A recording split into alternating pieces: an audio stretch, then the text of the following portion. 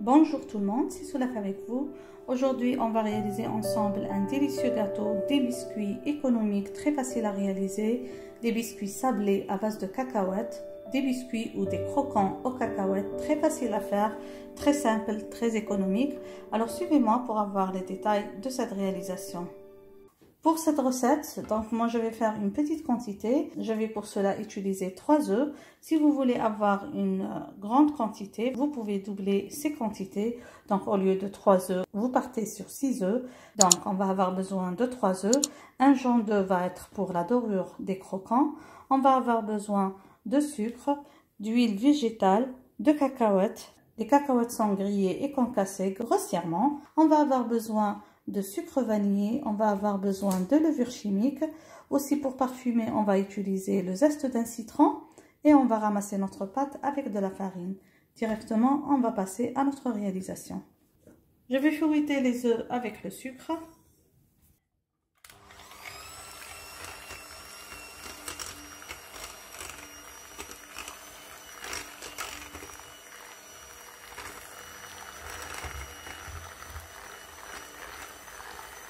Donc le sucre utilisé dans cette recette, c'est du sucre cristallisé. Là, je vais ajouter le zeste de citron ainsi que le sucre vanillé. Bien sûr, vous pouvez parfumer vos gâteaux selon votre goût, mais n'oubliez pas, ça contient des cacahuètes. Les cacahuètes donnent un goût magnifique au gâteau. C'est des gâteaux économiques, très faciles à faire, très simples. Moi, j'ajoute le sucre vanillé. On va encore bien fouetter le tout.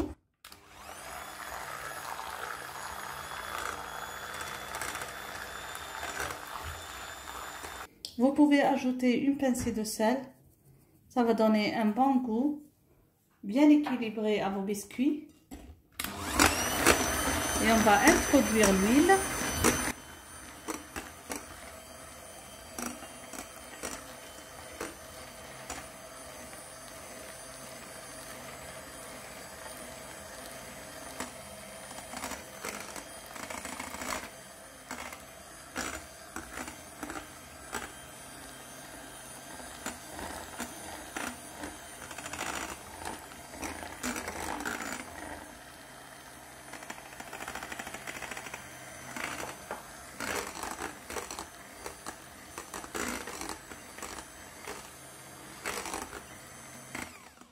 Alors maintenant, je vais introduire les cacahuètes. Alors pour les 3 œufs que j'ai utilisés, le verre de cacahuètes que j'ai pesé pèse 100 grammes.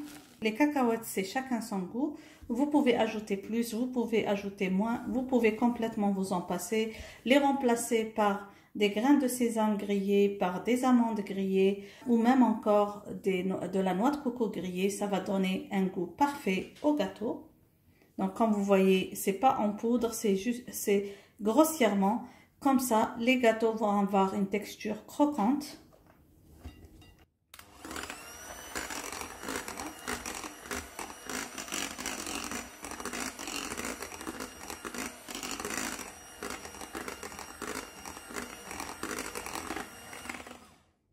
Voilà, maintenant, il ne reste plus qu'à introduire la farine pour ramasser notre pâte. Donc là, je vais introduire par 100 g de farine. Là, j'ai pesé 100 g de farine. Je vais ajouter ma cuillère à café de levure chimique.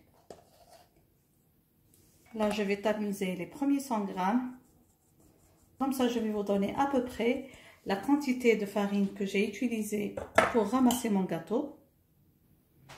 Donc, je ramasse tout d'abord à la fourchette Et après, je dois faire ça à la main.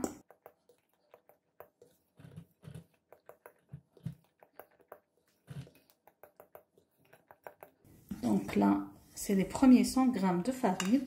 On va encore peser 100 g de farine. Alors, je vais ajouter tout d'abord 50 g.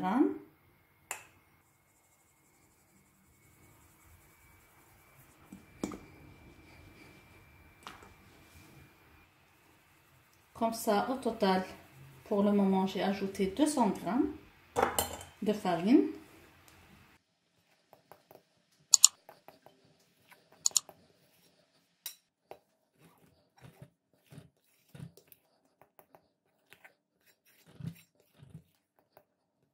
Là, je vais ajouter 50 g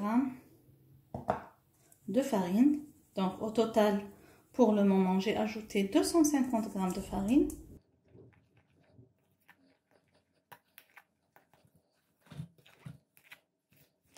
La pâte commence à avoir une forme. Donc, maintenant, je vais introduire par petites quantités à la main jusqu'à ce que la pâte se ramasse bien. Là, moi, je suis arrivée à 400 g de farine. La quantité de la farine va dépendre de la taille des œufs, comme ça va dépendre du degré d'absorption de la farine. Voilà, une jolie pâte. Elle est un petit peu collante, mais moi, je connais ma farine. Quand elle repose un petit peu, elle va encore absorber tous les liquides. Pour les 3 œufs, vous pouvez aller entre 370 g de farine et 420. Ça va dépendre, comme je vous ai dit, de la taille des œufs ou du degré d'absorption de la farine. Moi, je vais laisser cette pâte reposer un petit peu, le temps d'arranger mon espace de travail, et on va passer directement au façonnage du gâteau. Je vais étaler la pâte comme ça sur un espace bien fariné. Moi, la farine que j'utilise ici en Angleterre est une farine non blanchie. Donc, elle peut paraître qu'elle n'a pas bien absorbé, mais quand je laisse la pâte sèche et les gâteaux risquent d'être très secs, c'est pour ça que je vais doucement avec la farine quand je suis en train de ramasser la pâte. Et là, quand je travaille sur un espace bien fariné, elle ne va pas coller au plan de travail.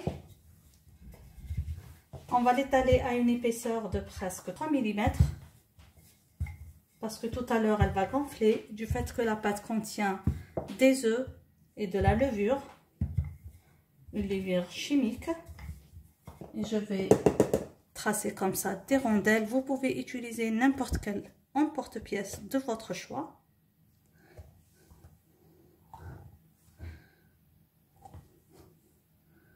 C'est des gâteaux très très faciles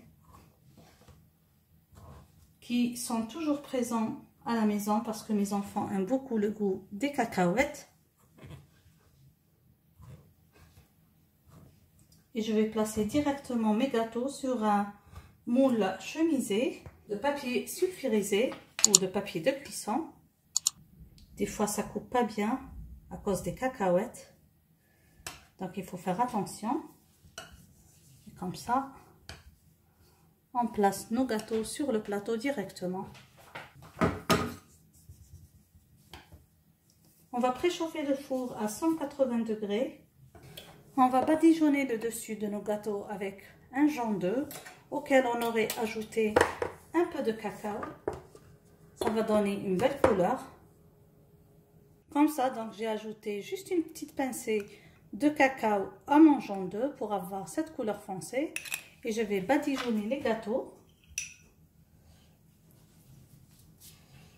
Vous pouvez bien sûr ajouter encore plus de cacao.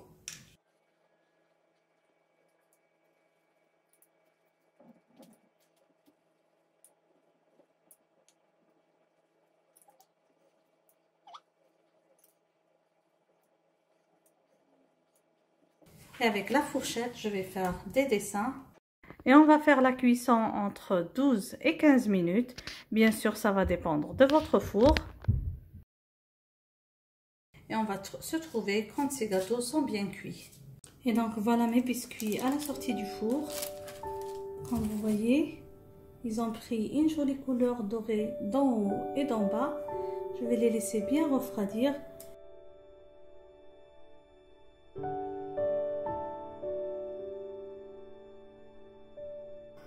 J'ai obtenu avec les ingrédients que je vous ai montrés, en étalant la pâte à presque 3 mm et en utilisant un coupe-pièce de presque 6 cm, j'ai obtenu presque 60 pièces de ce gâteau, bien cuites d'en haut et d'en bas. Il faut bien sûr surveiller la cuisson. Vous pouvez bien sûr donner une couleur encore plus foncée à vos gâteaux. Moi j'aime beaucoup cette couleur, elle est juste parfaite. J'espère mes amis que vous avez aimé la recette d'aujourd'hui. N'oubliez pas, si c'est la première fois que vous trouvez sur cette chaîne, de vous abonner, d'activer la cloche pour être notifié de toutes nouvelles publications. Sur ce, je vous dis merci de m'avoir suivi et à la prochaine recette. Bisous!